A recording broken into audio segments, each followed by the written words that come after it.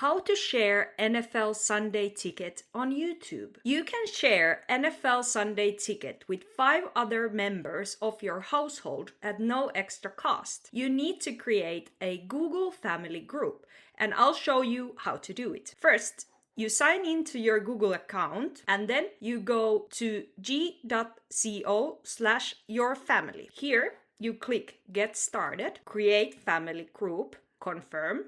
You type the email addresses or names of the family members you want to invite to your group. And that's how you create family group on Google. You can also add family members later to your family group. You can do that by going to the same address, g.co/yourfamily. And here you can press send invitations and you type the name or email address of the members you want to invite to your family group. After you've created this family group, you will become the family manager, and any subscriptions you have will be accessible to family members through their own accounts. So if you have NFL Sunday Ticket, now your family members will be able to access it in their own accounts. Note that your library or watch history will not be shared with your family group.